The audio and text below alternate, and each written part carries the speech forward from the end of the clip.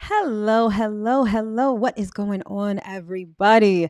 Happy Wednesday, and welcome to another edition of the monthly Astro Forecast here in the Astro Room on YouTube. So, I am your host and your favorite astrologer, Mel of Divine Feminine Works, where I help people unlock their divinity and discover their magic. So, if you are new to the channel, welcome. And as always, if you are returning, welcome back. So, speaking of the channel, this channel is everything tarot, astrology, spirituality, and manifestation. So, if those are the things you like, if those are the things you love, or if those are the things you want to learn more about, don't forget to hit that subscribe button as well as that notification bell so you always be notified when I come out with new content. All right, my love. So, like I just said, this is the monthly Astro forecast for the month of June 2023. Can you believe that we are already halfway through the year? I feel like New Year's was just the other day. So it's kind of surprising that we're already in June, but I'm really not mad at it. All right. So before we get into all of that great stuff, of course, housekeeping and announcements, let's let the good people over on Twitter know that we are live so that they can come and join us. If you are joining me live in the chat this evening, thank you so much for tuning in. Feel free to say hi on your way in, and don't forget to hit that like button as well. All right. And if you are watching this on the replay, thank you so much for tuning in as well. If you find value, confirmation, inspiration, or anything from this particular broadcast, also feel free to hit the like button, please, and thank you. And if anybody really likes, this content, wants to see more of it, and would love to support the channel, the links to those ways to do so are in the description box below. All right. So let's see. What else do we have? So if you are someone who is interested in getting your weekly horoscope, but you don't like fishing around on the internet, or some of the stuff that you see is like too memey or too whatever, I started a weekly horoscope text service. So all you would need to do is text the word ZODIAC to the number 855-826-5544, and you will get your weekly horoscope delivered to your phone every Monday morning. It's quick, sweet, to the point. People seem to really like it. Some of the feedback I get from it is that, oh my gosh, this is so, accurate, or, they'll hit me up the week after and say, wow, like what you said last week really came to pass. So people seem to really like it. And I think you will too. So again, you'll want to text ZODIAC to 855-826-5544. All right. And that information will be in the description box below as well. All right. And also, let's say you are new to astrology and you have no idea what's going on. Or you've started studying astrology, but you're realizing that it's a lot. It's a lot to commit to memory. And you're like, I don't know how I can remember all this, yada, yada, yada. I created this thing called the Astrology Basics Cheat Sheet, which basically gives you the quick and dirty on everything you need to know to start studying astrology. Mainly the 4 pillars of astrology, which are the planets, the houses, the zodiac signs, and the aspects. So it's an 11-page PDF document that is chock full of all of the information you'll need to know to start studying astrology, because like any science, and astrology is a science, it requires a good deal of study. So to help you out with that, that's why I created the cheat sheet. So if you are interested, the link to that will be in the description box below. And for all of my newcomers, so tonight, the last Wednesday of every month at 7 p.m. Eastern Standard Time, I do the monthly Astro forecast. But you can also catch me same place here on YouTube live every Monday night at 7 p.m. Eastern Standard Time for the weekly Astro forecast. Okay. And if you want even more, like let's say you want to know what's going on today, you're interested in finding out what the current moon phase is, definitely check me out over on Instagram. Oh, that didn't show up. This was supposed to show up. There we go. You can definitely check me out over on Instagram at divinefeminineworks, where I do the daily astrology forecast. All right. So I've got you covered on all bases. All right, my loves. So let us chat. We are in June, my loves. And this month, It's a little bit of an interesting twist. And by interesting, I don't necessarily mean that it's going to be jarring or anything like that. We're out of eclipse season for now. Okay. So we don't have that to really worry about. We do have some retrogrades coming up. However, they are outer planets. So we're not going to feel it as much as, let's say, as a Mercury retrograde. But we do have an important retrograde that is actually not starting this month.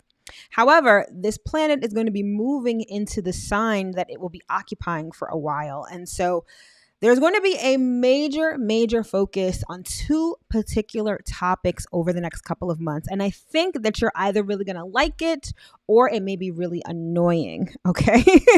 So just to give you a little bit of suspense, you got to tune in to figure out what I'm talking about and what this important transit is going to be. All right. But also with June, we have the summer solstice.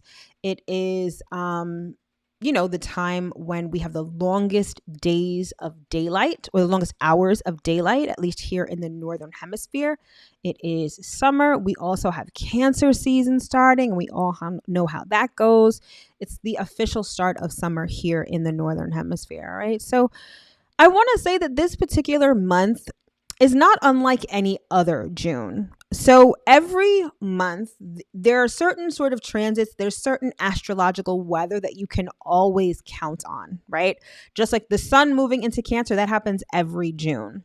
Typically around May or June, you'll have the outer planets starting to go retrograde. So in the beginning of the year, we had most planets going direct. So we had this really forward momentum energy.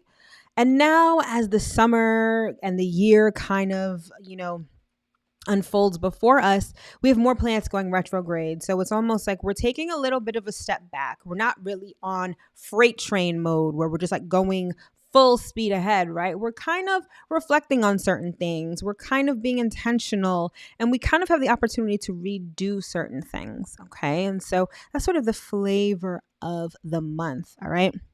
But in any event, I wanted to talk about some of the highlights of this month and what we can expect. So the big to-do for June is that Venus is going to be entering Leo.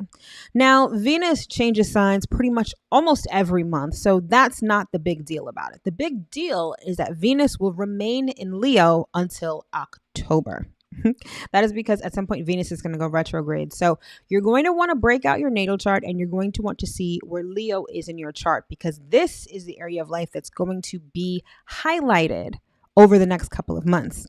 But regardless of wherever Leo is in your chart, there's two themes that are going to be highlighted, emphasized, put a spotlight on over these next couple of months. And it's love, relationships, and money. All right. Two of our favorite topics are going to be on our minds, are going to be in our hearts, are going to be what we're thinking about, what we're talking about, what we're searching for, what we're trying to perfect.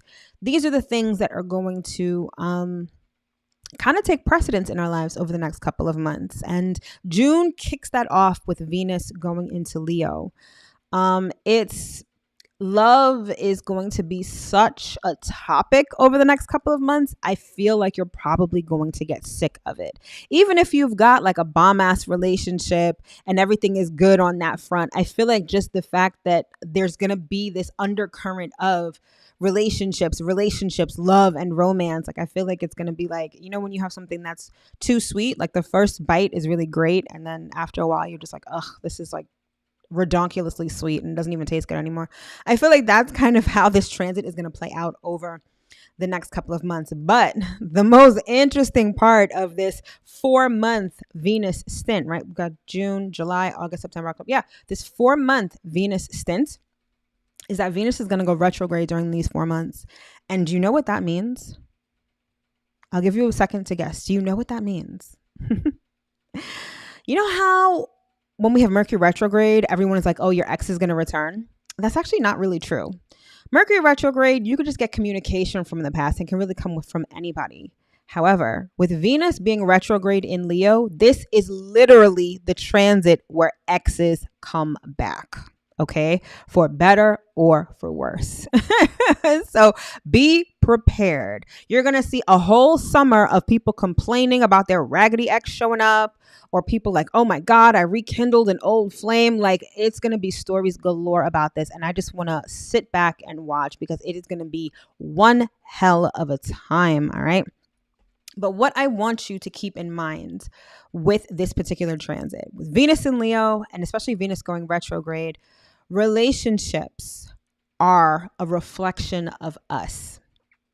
And with Venus in Leo, it's all about romance. It's all about following your heart and having the courage to follow your heart. And the people who you may be attracting, the people who may be coming back to you, they may be reflecting to you what is in your heart, for better or for worse. So this is going to be a time where we're not only addressing how we show up in relationships, what love looks like, feels like, and means to us, but it's also going to trigger many of us with relationship issues, with past romances that may not have gone well. It may also trigger our inner child. For some, your inner child is going to come out guns blazing, and you're going to be like, who the hell are you? Where have you been? And all of a sudden, your inner child is on the scene demanding shit and wanting attention and wanting to be addressed. Okay. So like I said, this is, I feel like June, this is going to be an interesting ass summer. Very interesting. Okay. I mean, that's the highlight of the month and what we have to look forward to over the next couple of months. But again, interesting nonetheless. So that's the first sort of highlight for June. And then the second highlight we have for June is Saturn going retrograde. Okay. And I call that run that back.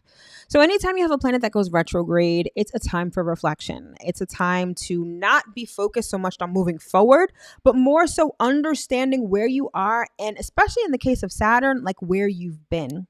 So Saturn hasn't been in Pisces for too long. Saturn literally just went into Pisces, I believe in March or April. And so Saturn in Pisces is all about your inner world, okay, and structuring your inner world. Saturn is all about sort of what program have you been running? What program is your subconscious running on? And how can you use that to manifest? What have you been relying on in terms of structure and boundaries that's allowing you to manifest things in your 3D reality?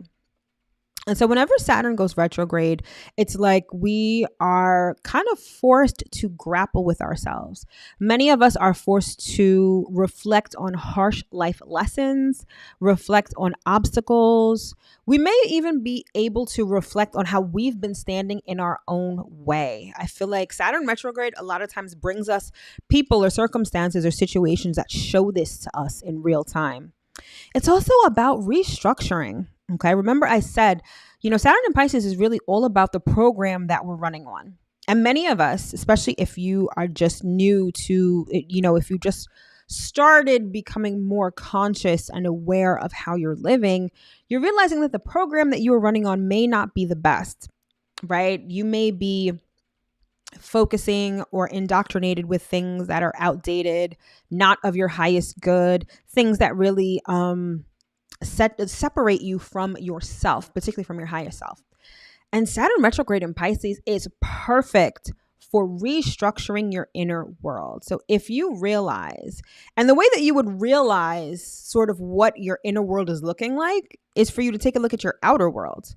Everything in your 3D reality is really just a representation, or it's just like a movie screen for what's really going on within you. So if you find that life is not as you would like it to be, if you have goals and dreams that haven't been realized, if you've got people around you who don't make you feel comfortable, you don't feel like you resonate with, it's time to do some restructuring within. And Saturn retrograde in Pisces is perfect for that.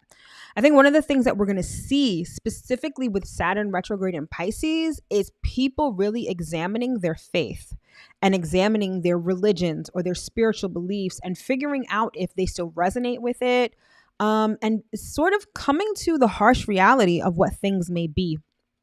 Right before I started this live, I was watching this documentary on HBO about Hillsong Church and how it was this mega church, started in Australia and, expanded here to the US, and they had a branch in New York City, and how they had so many people. When I say mega church, this is like on some Joel Osteen shit, maybe even much more, had more parishioners than Joel Osteen. But it was like people had so much faith in this church and they were so indoctrinated into it. And then the cracks started to show about how people were being manipulated, about how church elders were like cheating on their wives and doing fuck shit, and how it felt like a cult after a while. And it's like listening to these people talk about how, they used to be like these really strong parishioners. They used to be really into this church.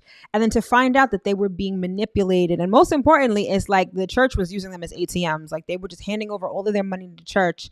So like the pastor is wearing like $10,000 hoodies. Meanwhile, you're struggling to pay your rent. And people started waking up to that. Like, wait a minute, this doesn't make any sense. Not only that, I don't feel like I'm being spiritually fulfilled. I feel like it's like an energy vampire kind of thing. And so I feel like there's going to be a lot more of that coming to the surface. Like people are going to be realizing this specifically when Saturn is retrograde. It can be a very jarring kind of transit.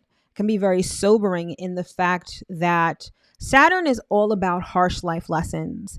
And maybe you may be faced with harsh things in reality that really force you to look within and force you to kind of restructure yourself and your life from the inside out.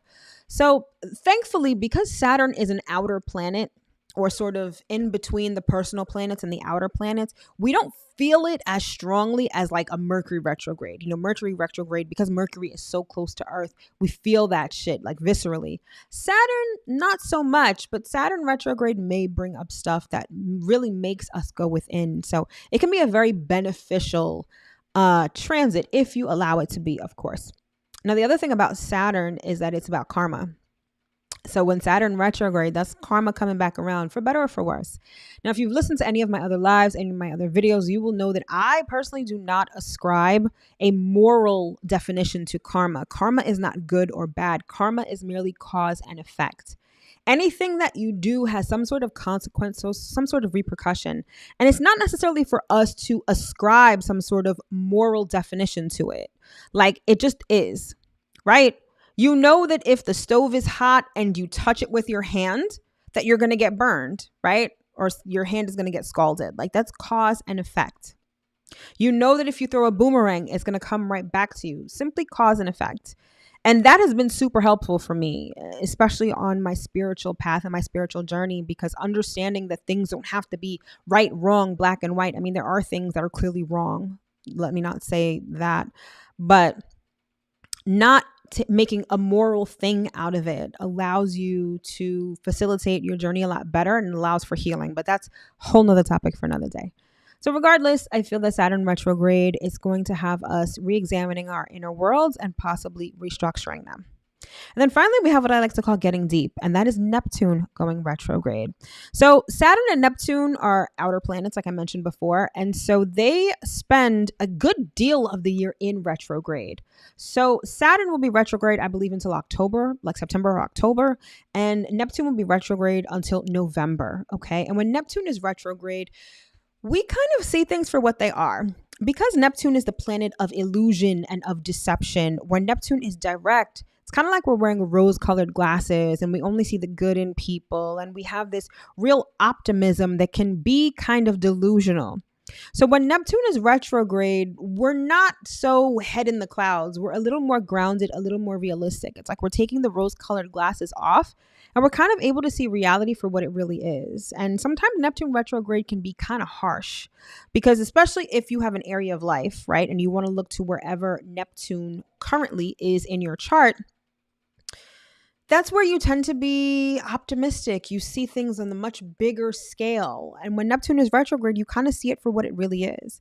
It's almost like, I remember the movie Clueless, and I don't know how old you are, but maybe I'm dating myself. But the movie Clueless, Alicia Silverstone's character, she would classify people as a Monet. And Monet was like, from far away, it looks great, but up close, it looks like a whole bunch of weird, messed up paintbrush strokes, right? That's kind of what Neptune retrograde is.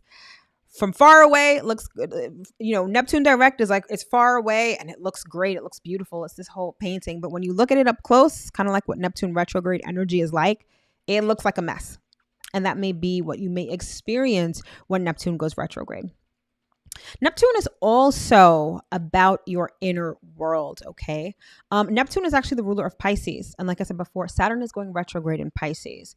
So with Saturn retrograde and Neptune retrograde, because actually Neptune is also in Pisces. So with both planets in Pisces going retrograde, it's almost like an extra emphasis on your inner world. This is really seeing things for what they are. But most importantly, because we're talking about Pisces, it's not necessarily seeing things with your eyes. It's actually seeing things with this eye, your third eye, and understanding how things make you feel. You know, Pisces is deep. It's super deep. It's the subconscious. It's the things that we may not even know that's going on. And this may be when you actually finally turn your attention and your awareness and your consciousness inward and try to understand what's really going on under the surface, right? So again, this is a time when you're going to be taking the rose-colored glasses off. It also may be a time where you're revisiting your dreams, you're revisiting your goals, your ambitions. Remember, I said Pisces is kind of like that huge picture, the really big picture, right? And so now it may be time to revisit some of those dreams that you've put on hold, or revisit those dreams that maybe you feel like you haven't been able to because of some obstacle or some hardship.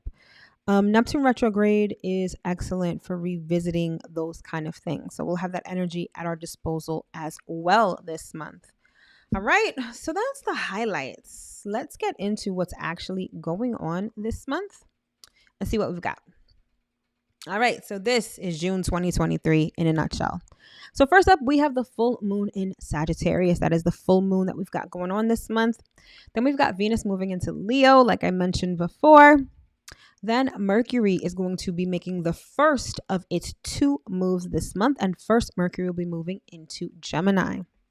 Thereafter, we've got Pluto retrograde in Capricorn. Now, Pluto has been retrograde already since May.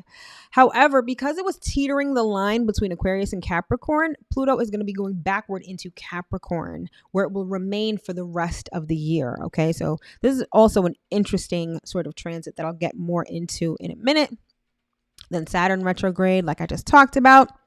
Then the new moon of the month is going down in the sign of Gemini. Then the sun will be moving into Cancer, which will officially mark summer and Cancer season. Then Mercury will make its second move of the month, which is into Cancer. And then finally, we've got Neptune retrograde, like I was talking about before. All right, so let's get into the nitty-gritty and talk about what exactly we've got going on. All right, so first up on the 3rd, we've got the full moon in Sagittarius, okay? And so if you watched my weekly astro forecast that I just did on Monday, I spoke about this full moon at length, okay? And so the crux of this full moon is that it has a lot to do with faith and optimism.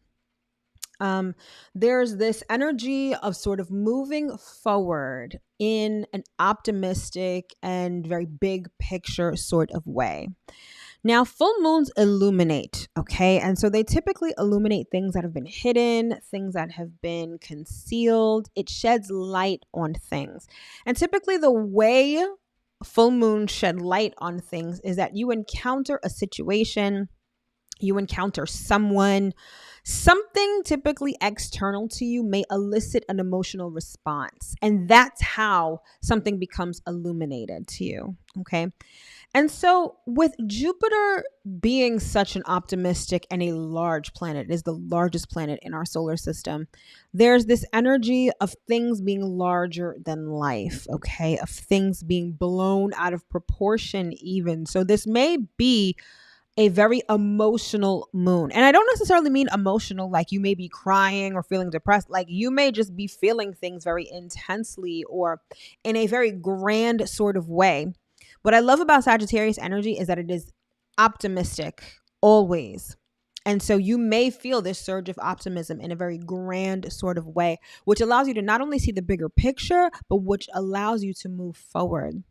Now, I mentioned in, the weekly astro forecast, or at least I think I mentioned, that there is this expansion, right? This personal growth, this spiritual growth that's really available to you with this full moon. So this may be kind of figuring out what you're here to do, or seeing the bigger picture of your life. Like, all of those things are pretty much possible with this particular full moon. Okay. It's also of the, I'm not going to say the collective consciousness, it's of the higher mind. So there may be situations that allow you to experience new things, go on a new adventure, learn things, gain wisdom, right? This even may be a situation where you experience like this opening of your mind through a spiritual teacher or a guru or something like that. All of those things are possible. Now, some of the more mundane things with Sagittarius is that it rules travel, it rules higher education. So both of these things, right, may be illuminated or highlighted during this full moon. Maybe this is the time when you're finally taking a trip abroad that you've planned for a while, or maybe now you see a reason to take a trip somewhere or plan a trip, right? Or maybe now you decide to go to grad school or college, medical school, law school. All of those kind of things are kind of more the mundane sort of textbook ways that this particular moon can present itself, but nonetheless, they are possibilities. Now, the number associated with this full moon is the number 4, because this particular full moon is going down at the 13th degree of Sagittarius, which reduces to the number 4. And the number 4 has a lot to do with dependability, stability, strength, work, using your mental strength, really just putting in the work. Okay.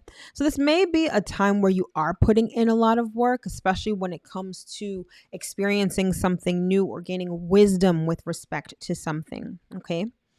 Now, the astrology for the number 4, it's associated with the sign of Cancer, because Cancer is the 4th sign of the zodiac. So Cancer is really about using your intuition.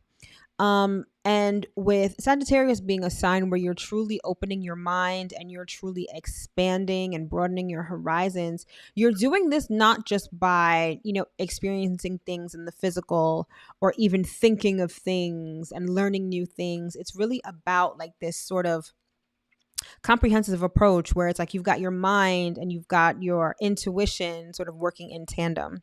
But what I like really about the numerology of this is that the number 4 card is associated with the Emperor, and the Emperor takes charge of things. The Emperor is that Aries energy, that fiery energy.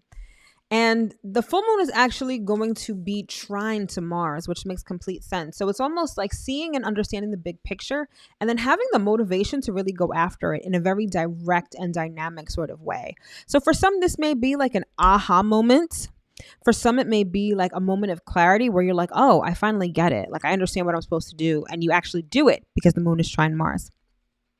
There's also going to be this, when I say that this moon is going to be super optimistic, it really is, not just for the fact that it's in Sagittarius, but also for the fact that Venus is going to be trine Neptune. So we're going to have this element of universal love, compassion, charity, like just really feel good kind of energy. So this is a really good moon to get things done, because not only are you going to feel good, but everyone else is sort of going to be in a good state of mind. That goes without saying that not exactly everybody. However, the collective that's really tapped in is going to be, on some really good positive vibes. So it's a really good moon to get things done and to start things. And then speaking of aha moment, the moon, Mercury is going to be conjunct Uranus that day. So there's also going to be this element of following your intuition, flashes of insight, light bulb moments where things just make sense. Following your intuition is going to be key, because you may be guided to have conversations you normally wouldn't have. You may be guided to go places you normally don't go in an effort to get whatever needs to get to you, right? Maybe there's an important message that has to be delivered to you through someone else. So Spirit has you going left when you usually go right, or stopping at this place after work instead of just going straight home. But listen to your intuition. You will be amazed at what sort of comes to you and what information you get, right? Because Mercury is all about communication. It's all about thoughts. It's all about information. So this is information that may be sudden, it may be surprising, but it may be something that's intuitively guided. So most importantly, follow your intuition. And I think that it should be a really grateful moon. All right. So that's that. Next up, we've got Venus and Leo, and this is going down on June 5th. So I spoke about this before, right? But let's get into it a little deeper right now. So this is important because Venus is going to be in Leo until October, like I mentioned before. What I love about this is that Leo is the sign of love. It's the sign of your heart. It's the sign of it's really associated with your heart chakra. It's associated with romantic love, self-expression, creativity.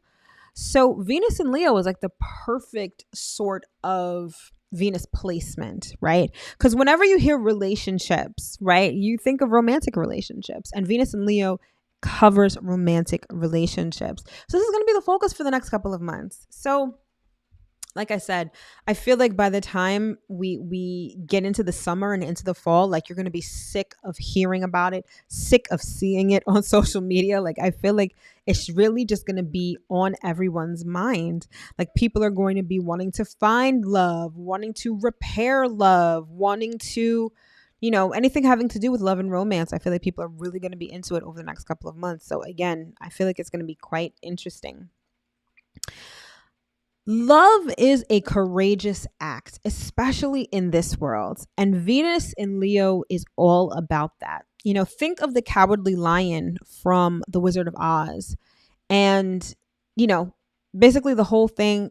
Now, I think I constantly, not constantly, but I have in the past referenced this analogy before, and I always get it wrong. I don't remember if the Cowardly Lion wanted a heart or something else. I don't know what he wanted. However, he had courage, right? His whole thing was courage, I think. I don't know. Correct me if I'm wrong. However, love is a courageous act. And Venus and Leo may require you to find the courage to love. Especially in this society when you hear so many horror stories when it comes to relationships. You hear everyone talking badly about the opposite sex or even the same sex. You hear people talking about the horrors of being in relationships, being cheated on, and all this other stuff. If you haven't experienced it, just listening to these things makes you feel like, why would I want to love somebody? They're just going to end up hurting me. And these are kind of the issues that we are going to be faced when Venus is in Leo, especially once Venus goes retrograde. What love looks like, what it feels like, what we want it to be like. We're going to fine tune that over the next couple of months. Now, the good thing about Venus and Leo is that Leo energy is not just about the heart. It's this energy of warmth. It's this energy of generosity. Leo is ruled by the sun. And so the sun is warm. It warms everything that it touches. So this is about being expressive, warm-hearted, light-hearted even. The other thing about Venus and Leo is that it's really about your inner child. Leo energy has a lot to do with children, whether the children that you give birth to or that you have that are yours, children in general, or just your inner child. And they always say that you can't love other people if you don't love yourself. Like self-love has to come first. But you know where the root of self-love is? It's with your inner child. And many people are unfamiliar with their inner child, haven't spoken to their inner child in a long time, have dismissed or neglected their inner children. And Venus and Leo is, like I said, I feel like your inner child is going to come out guns blazing, talking about what we doing. Hi, I'm Minnie Mel. I haven't spoken to you in a while. So what's going on? What are we doing? We want a relationship, but I don't know. Like your inner child is really going to be speaking to you. And it's really important to listen. Listening to your inner child is honestly half the battle. And so many of us are going to be learning how to love ourselves authentically. And, I wanted to say really, like that's not even a word, but authentically love ourselves and in turn be able to love others. So the romance, the relationship that you seek, it ultimately starts with you. And that's the main thing to remember with this transit is that you got to work on you first. It's very easy to sort of get into a relationship with someone. You know, you can get into a relationship with someone for very superficial reasons. For a variety of reasons, you can get into a relationship with someone. But if you have an ideal relationship, if you want to experience romance, that is the key word here, romance. That romance has to start with you. You have to learn how to be romantic with yourself, how to give love and romance to yourself, and then you can experience it with others. Because remember, relationships are just a reflection of us. And that's what we're going to be dealing with, working through, working on with this particular transit, okay? So one of the things, the hallmark qualities of Leo energy is that it can be very self-centered. Let me not say self-centered. That's more Aries energy. Leo loves to be adored. Leo loves to be the center of attention. And so with Venus in Leo, when it comes to love, we want romance that makes us feel like the center of attention. Love that's like, we are the star and our partner is our biggest fan. Like that's what Leo energy kind of feels like when it comes to romance. And some of us may be searching for this. Others of us may be shying away from it. Others of us may be learning what that really means and what that really looks like. It's also about being adored, being pampered, being admired, sort of put on a pedestal. That is the essence of Venus energy. Now, while that is not bad in and of itself, if you are on a pedestal, where is your partner? Are they on the pedestal with you? Are they beneath you? These are questions that maybe this transit may also ask of you. And seeing how that dynamic plays out, right? Are you the star and your partner is the supporting actor or actress? How is that working out for you? How are you experiencing romance and true love with that sort of dynamic? I feel like some of us are going to be learning what that means too. Okay. Pride and passion. You know, Leo is famous for being prideful. And pride is an important thing personally, right? However, when we're talking about true love, pride may sort of get in the way. So some of us may be experiencing issues with that and working through issues with respect to that. Now, the one thing I will say about Leo energy, as it is ruled by the sun, is that it can be very ego-centered. So while we want love and romance, that Venus and Leo energy kind of lends itself to being very egotistical, being a bit superficial in a way. So that romance that you seek, you know, those cute pictures on Instagram and matching PJs at Christmas, what does that really mean? Is that something that you really want, or is it something that's for show that just makes you feel good, that makes you feel admired, right? It may not even just you wanting to be admired by your partner. You want to be admired by everybody. You want everyone to look at you, everyone to take notice of you, right? Yeah, these are some of the things that we may be working through with Venus and Leo. So Venus is not just about relationships, though. It's also about money. And Venus and Leo has a lot to do with like gambling, risk taking with money, lotteries, contests. These may be issues that may be prominent for you during this Venus transit. Okay, so it may not be necessarily about relationships. It may be about how you are using your money and what are you using it for. Are you taking risks with your money? Are you playing lotto every day? Are you gambling a lot, right? Venus retrograde in Leo, once that happens in July, I feel like if you have a gambling issue or if you're someone who gambles a lot, I can almost guarantee that you're going to be looking inward at that time to see sort of how that's working for you and if it indeed is working for you. Okay. So that's pretty much what we have to look forward to in June. Next month, I will discuss all about Venus retrograde and what that may mean, even though I touched upon it just now. But we still have a little time of just enjoying Venus direct in Leo. So this is all about finding love and all of those things I mentioned before. And what better time to do that than, now, right? It's getting warm. Summer's about to come around. It's really the time to get out there. So if you're looking for romance, now's the time to really put yourself out there because the astrology definitely supports it. All right. So that's that. So next up, we've got Mercury moving into Gemini on June 11th. All right. So Mercury is all about communication and ideas, and Gemini happens to be Mercury's home sign, or one of Mercury's home signs. So basically what that means is that, June, specifically once Mercury goes into Gemini, you may find that it's a busy month. Gemini is very busybody, social butterfly kind of energy. So you may find that you're talking to people more, hanging out with people more. You may be learning new things. It's just this energy of activity, especially mental activity. Gemini is also a sign of curiosity. So this may be a time to indulge in your curiosities. If there's something that you've wanted to learn, particularly a specific skill, or something, a specific knowledge-based thing, Mercury in Gemini is perfect for that, okay? But keep in mind that Mercury in Gemini kind of lends itself to a bit of nervousness and anxiety. So if you find that you tend to be a little more nervous, your nervous system is a little more active, definitely make sure that you unplug every so often. So definitely you may want to take a social media break. You may want to put your phone on do not disturb, because it just may be a little too jittery, a little too much activity. But by and large, Mercury in Gemini, it's really about really communicating, really relating to people, talking to people, learning new things, and indulging in your curiosities. All right. So that's that. Okay.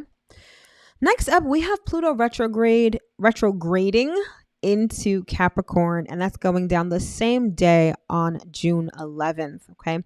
So Pluto went retrograde in May. Okay. So Pluto made its infamous segue into Aquarius in March or April. I can't remember off the top of my head, which was a big deal.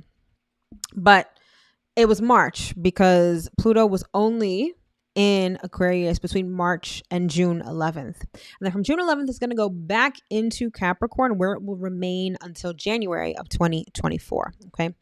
So Pluto's the farthest planet in our solar system. It moves extremely slowly. So for Pluto to be where it is right now, where it's teetering two signs, is kind of a big deal. So Pluto is all about transformation. It's all about the wrecking ball, right? It destroys what is no longer serving us and allows us to create new things. So I want you to take a look at your natal chart, and I want you to take a look at where Capricorn and Aquarius are. These two signs are where you may have been experiencing a death and rebirth, where you're experiencing a profound transformation. And the fact that Pluto is going back and forth between Aquarius and Capricorn means that this area is being torn down to be built back up. Okay. And so Pluto and Capricorn, we're going to see this very much play out in society and in society as a whole. So Capricorn is all about big business. It's all about government, large institutions. We're seeing those being broken down. And the fact that Pluto is going back into Capricorn, it's like Pluto is doing one last check to make sure that whatever is not serving us, whatever can't go into the future with us, right? Because Aquarius is a very future looking sign. Whatever can't go into the future with us as it pertains to government, big business, large institutions, it's going to take a wrecking ball to that just to make sure that it doesn't find its way into our future. Okay. And the same thing may be going the same way in your life personally. Whatever is not serving you, Pluto is making one final pass in Capricorn to make sure that there's nothing left that can prevent us from having a sort of new future, a new structure in the future. So if you find that this Pluto retrograde, there are certain things, especially anything having to do with Aquarius and Capricorn in your chart, if those things are ending, if those people are leaving, if that job laid you off or you got fired or you lost something, it cannot sustain the frequency of the future. That is why it's being destroyed. So let it. The thing with Pluto energy is all about allowing. And what's interesting is that Pluto energy has a lot to do with control and power. And so people think that they need to actively do things. They need to amass things in order to have power. While that may be true in certain situations, allowing, letting go, surrendering is ultimately one of the ultimate acts of power, right? And so that is what Pluto retrograde in Capricorn is doing. Again, it's taking that one final pass to make sure that whatever fuck shit is left is no more. And it's going to decimate it. It's going to take a wrecking ball to it and then move forward into Aquarius next year. So because it's in Capricorn, this may have a lot to do with, like I said, big business, corporations. It may have to do with structures in your life, boundaries that have been set. It may also have to do with personal power, career, your job, your business. All of those things are sort of up for grabs with Pluto retrograde in Capricorn. But again, you're going to want to look at your natal chart to see exactly how that is affecting you. Okay. Let's see.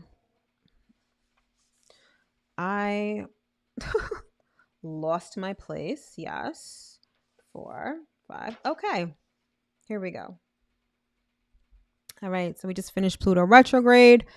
Next up, we've got Saturn going retrograde in Pisces. And I really talked about this before, so I'm not going to go too much into this now. It's going to be retrograde from June 17th through November 4th, okay? And so this is going to be where we reflect on important life lessons. Many of us may have a test at the School of Hard Knocks. I know that was kind of corny, but that's the best way to describe it.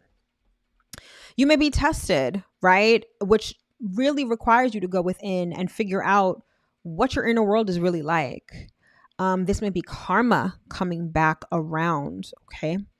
This is really about examining and reflecting on what program have you been running on. Is it your own program, or are you just going with the flow of what society is trying to tell you, who to be, how to act, what to do, right?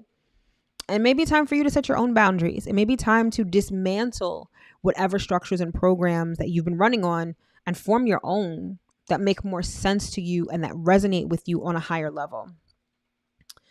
This may be also, and like I alluded to this before, well, I didn't allude to it. I kind of fleshed out this idea, but this is really examining your inner beliefs, your religious structures, your spiritual practices. All of those things may be things that you really take a look at over the next couple of months. And in doing so, again, you can examine what program you've been running on and if it really resonates with you. But by and large, I feel like Saturn retrograde in Pisces is about finding the balance between your dreams and your reality. Saturn is very much it's not an Earth planet, but it's a very dense planet. It has very grounded energy to it. And Pisces is very ethereal. So it's almost like they're opposites, but it's really time to find a balance between the two. So it's about finding the balance between your dreams and reality, between work and pleasure, and also finding a way to really express your truest, most authentic self in the real world in real time. I feel like this may also be something that many of us are reflecting on during this retrograde period. All right. So that's that. Then next up, we've got the new moon in Gemini. So this is the new moon of the month, and that is going down on June 18th. So new moons are all about setting new intentions and planting new seeds. Now, the seeds that you're going to be planting at this particular new moon are mental seeds, because Gemini is all about the mind. It is all about communication. It's about thoughts, okay? So this is about planting thoughts that you want to see come to fruition, okay? Now, Gemini is a mutable sign. So this may be things that you want to change or improve in your life. Make them better, experience things better, learn new things in order to improve your life or improve your situation. Planting seeds such as those during this new moon is it's going to be absolutely amazing, actually. So it's going to be going down at 12:38 a.m. on June 18th, and it's going down at 26 degrees Gemini, okay? So the numerology for this particular new moon is the number 8, because 2 and 6 make 8. Now, 8 is a very interesting number. So obviously, if you look at the physical symbol for 8, it looks like the infinity sign, just vertical, right? So there's this energy of continuity, of consistency, right? 8 is also about achievement. So I just said that Gemini is all about thoughts, ideas, communication. New moon is all about planting new seeds, right? And because Gemini is a mutable sign, it's all about how to change things in your life, how to improve things, right? And with the number 8 numerology for this new moon, it's almost like you're wiring your brain for success. This isn't just about, oh, I would like this. Like, what do I need to be successful? What do I need to learn to be successful? What do I need to change in my life? What mental state do I need to have in order to have the life that I want? This is the essence of the work of the seeds that you're going to plant at the new moon in Gemini. It's all about success and achievement. So really, if we're talking about like manifestation, right? This new moon in Gemini is going to be perfect for changing your mindset. This is going to be a great new moon to start doing affirmations, maybe listening to subliminals, doing anything that will rewire your brain for success, for achievement, for your manifestations to come to fruition. Okay. I'm definitely going to revisit the new moon in Gemini in my weekly astro forecast later in the month. But I want you to remember that, because come that new moon, it's like the astrology is going to be primed for you to really switch things. It's like turning the switch in your mind and thinking from a place of achievement. Now, as an aside, when we're talking about manifestation and, manifestation using the law of assumption, it's not just about thinking of what you want. Let's say you're trying to manifest a car and you just think of the car. You think about it as if you're looking at it, on your computer screen, or as if you are looking at it in a picture. No, it's about thinking from it. Meaning, if I want a Range Rover, I'm not just going to see what the Range Rover looks like. Oh, okay, it's a black Range Rover, whatever. Like, I'm going to see myself in the driver's seat. I'm going to see myself paying my monthly car note. I'm going to see myself taking the car to the car wash. I'm going to see myself picking my friends up in my car, my new car, because it's mine. That's the difference between thinking of it and thinking from it. Okay. And so that's what you're going to want to do at that new moon in Gemini. You're going to want to think from a place of achievement, a place of having, a place of being, not from a place of wanting or looking at or desiring. Okay. I'll definitely get more into that when we get closer to that new moon, but that's the essence of that new moon, basically. Let's see. And also the number 8, it's not just about success. Like, oh, I want success and that's it. It's more about knowing that you have to put in the work to get success. Regardless of what you do, whether you're putting in physical work or mental work, work has to be put in order to have success and achievement.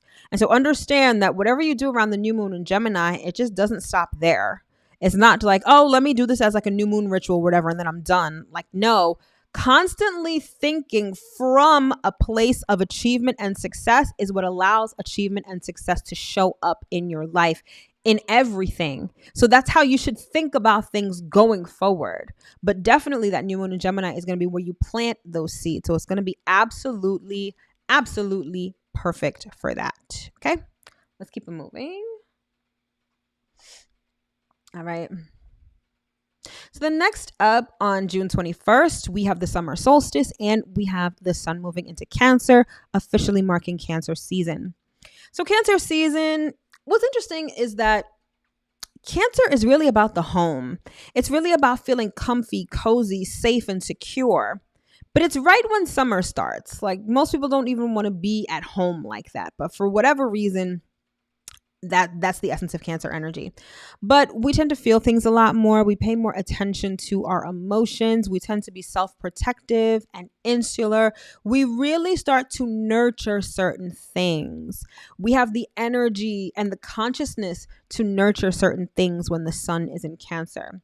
So this is about taking care of our loved ones. It's about taking care of things that we're particularly interested in. Let's say we're starting projects or we have a passion project that we're starting.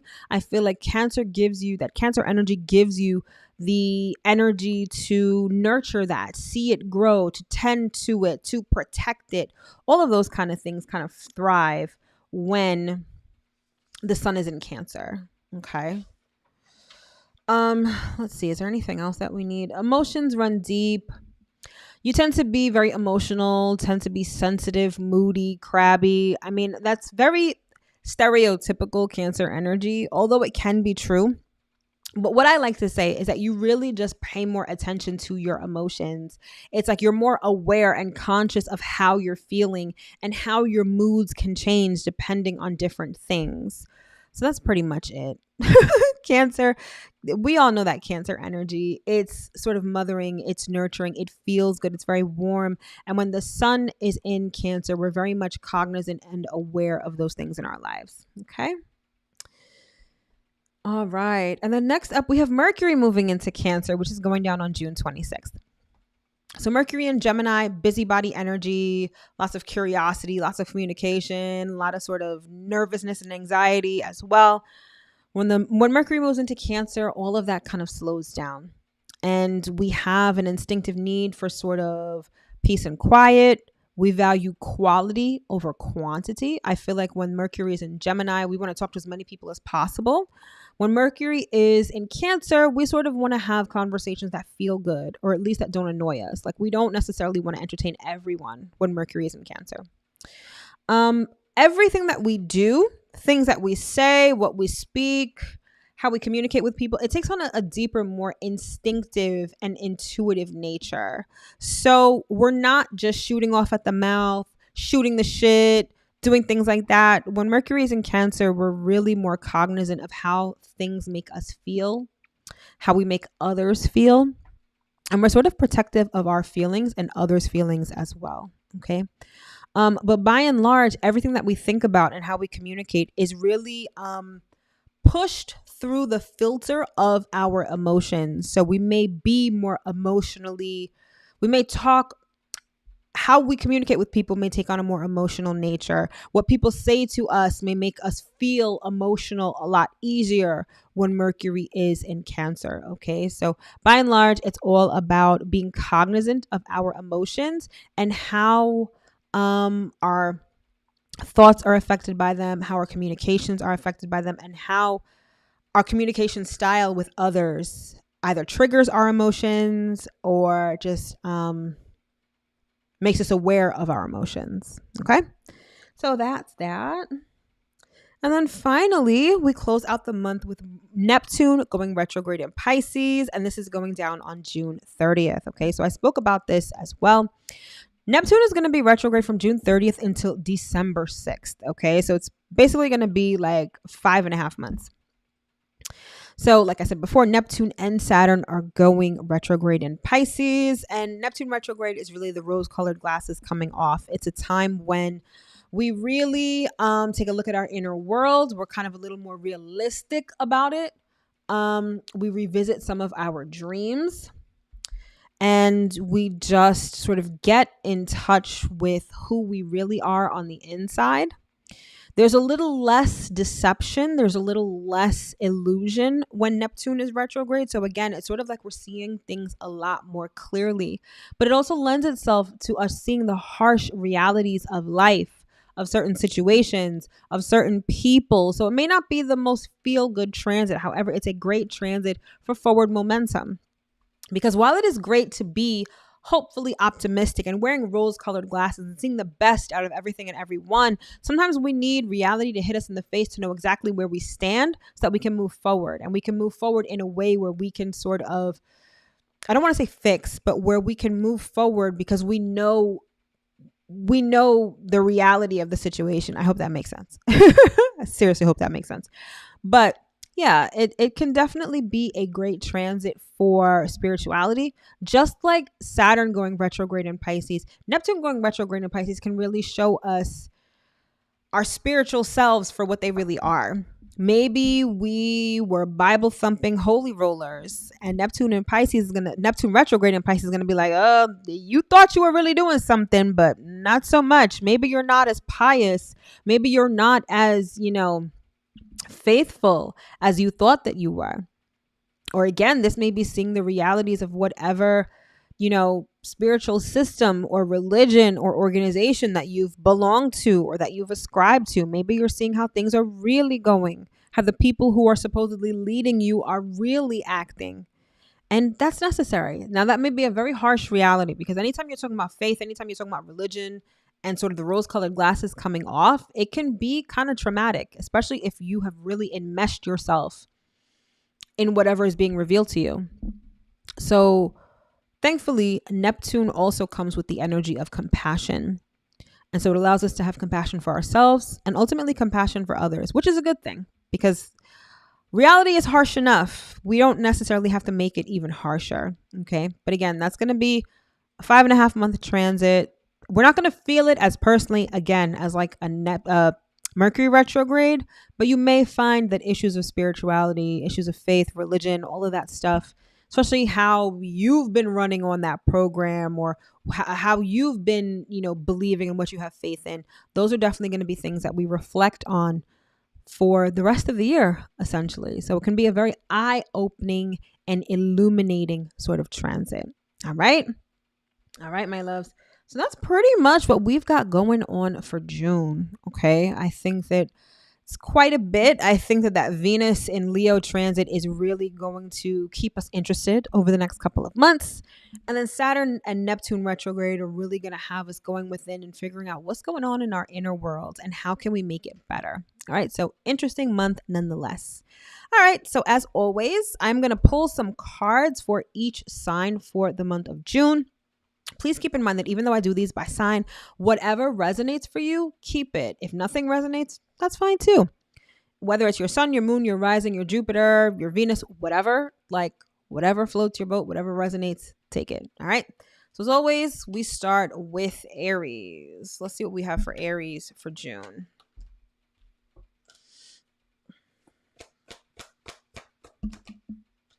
All right, Aries, we have the Page of Wands. And we have the Four of Swords. Aries, I get the sense that you are recovering in June. And I don't necessarily mean from a sickness or anything like that. I feel like you took a risk that maybe was a bit too risky. You might have put yourself out there a little too far, stuck your foot in too deep, and you're kind of recovering. I get the sense, even I'm hearing like money. So you may have invested in something that was really risky. And now you're trying to like get your money up. Like you're kind of keeping a low profile this month in terms of money, in terms of doing things. But I see a recovery after taking a risk. But I don't see you feeling down about it or like beating yourself up. I feel like you're like, okay, I did that. It didn't work out. What's next? But I feel like June kind of has you laying low and really thinking before you take your next leap. So some of you may be thinking of the next project or the next risk that you want to take. But I definitely see that for you in the month of June. All right. Next up, we've got Taurus. Let's see what we have for Taurus for June. All right, Taurus, you have the Two of Wands. I see you in a position of power. So I see you figured out something that you really want, something that you're fired up about, and you're like, yes, like the world is mine. Some of you are sitting on a high horse, I'm hearing, like you're really just casting a wide net. You've set your sights far and wide. You have a certain amount of accomplishment behind you. See, I want you to look at this. See how it's stuck to the wall here. It means that you've already accomplished something. And that accomplishment has given you a sense of purpose and confidence. And you're like, okay, what's next? Like I can take on anything. The world is my oyster. So I see in June, you are very optimistic. You are setting your sights high. And you are just coming from a place of, it's like you're coming from an elevated place. You're coming from a very high vibration, a high wavelength. And Spirit is like, make sure that you're able to sustain this energy. So no matter what life throws your way, if you approach everything from this energy, this confidence, this I can take on the world, you'll be able to accomplish a lot of things in June and beyond. Okay. Next up, we've got Gemini. Let's see what we have for Gemini for June. All right, we've got the Queen of Swords. All right, Gemini, so this is kind of looking like you. showing up here in June. And if you are a June Gemini, I wish you nothing but the best for this new revolution around the sun. All right. Happy birthday. You have much clarity, and I feel like you're finally figuring out the decision. You're finally figuring out the direction in which you want to go. And I feel like you're very decisive about it. I feel like you are coming out of a haze of confusion. Like things weren't necessarily clear. You may not have known which way to go. And I feel like in June, the clouds are going to part and you're finally going to see things for what they are. And you're going to be like, yeah, I want that, not that. I want to go this way, not that way. I want to have this, not that. I want to be with this person, not that person. So I see you being very decisive. And there's an emotional undertone to this. So you're not just using your head. I feel like you're kind of using your intuition as well. Like your intuition is guiding you, your thoughts. It's like you're making a rational and a very intuitive decision all in one. So you're finally clear, decisive, and you're like, all right. And I see you you see how she's kind of like summoning someone? I see you summoning someone. So you may be calling someone, contacting someone, being like, yeah, like I don't know, you're clear on who you want to summon or contact. All right, so take that as it is.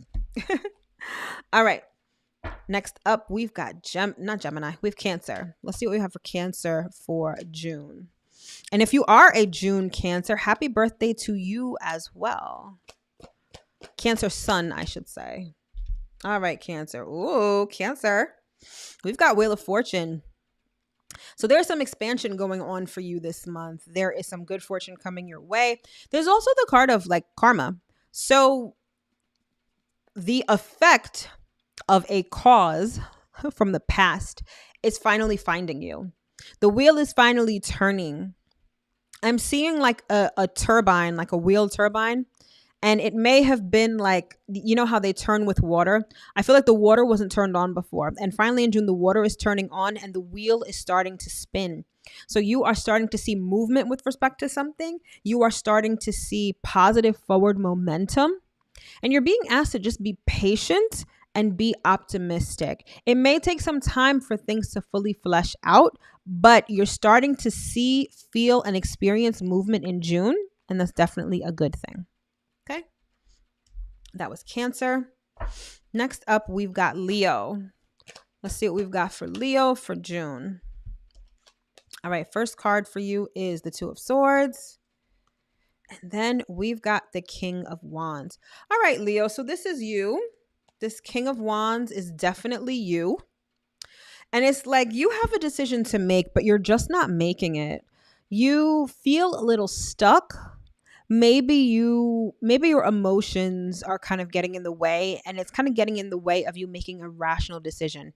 You're obviously fired up about something, but there's like some sort of condition, some sort of situation that's making it difficult for you to make a move. And Spirit is like, you know what?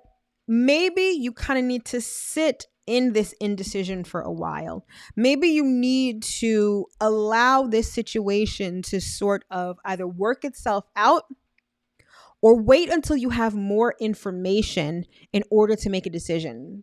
I get the sense that it's hard to make a decision because you're not seeing the bigger picture. There are certain things that are still. And just as a side note, whenever I'm like channeling or reading, my nose, it's like Spirit has a feather under my nose and it always itches. So if you see me rubbing my nose, I'm not like gross or anything like that. There are certain elements that are not visible to you right now or that you're not privy to right now. So maybe you kind of need this time out for things to unfold so that you can make an informed decision. So in June, don't rush to make a decision. I get the sense that you're going to be sitting on the fence anyway, or you're going to be a little indecisive, but allow things to unfold. You may want to like table that decision if you can and revisit it maybe after June or maybe later in the month or into July. Okay. All right. That was Leo. Ooh. So next up, we've got Virgo. Let's see what we have for Virgo for June.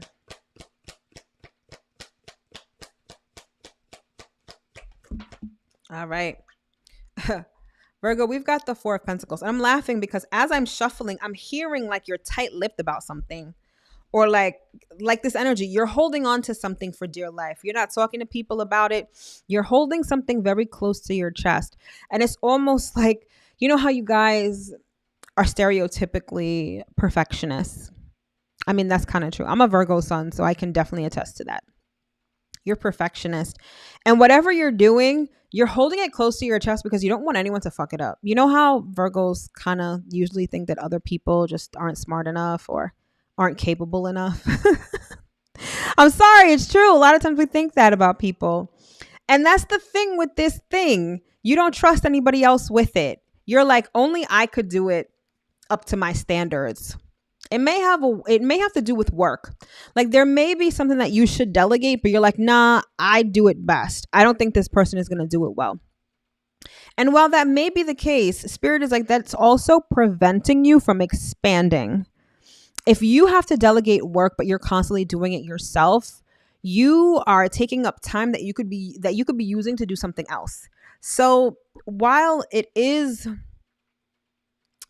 within your nature to sort of hold on to it and do it yourself, Spirit is like, you may want to let go a little bit and delegate it. If anything, if it's not done well, you can sort of tweak it after the fact. But there's something about in June, you need to start delegating work. You need to start delegating tasks and stop filling your plate with stuff that people could do. Yes, they may not do it to perfection or they may not do it like you, but by delegating these tasks, you're able to expand, and that's what's most important. All right. Next up, we've got Libra. Let's see what we have for Libra for June.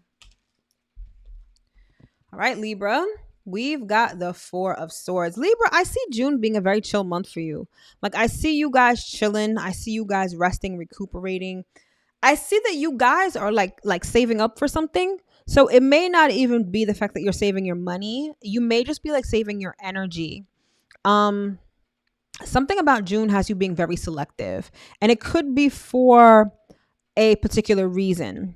Like for instance, let's say you have a vacation coming up in July and you want to take June to just work, save your coin. You don't want to be spending too much money because you want to ball out of control on your vacation, right? That's kind of what I'm seeing for you. Like I see you just chilling, resting, recovering, saving your energy, saving your money, and just chilling out in June. So I feel like June may be kind of a quiet month for you, that you may not be doing the most, but I feel like that's because you're conserving your energy for a month where you can just go balls to the wall and do a lot of stuff. It may be over the summer, it may be later in the year, but I definitely see you resting, rejuvenating, and recovering and saving your energy in June.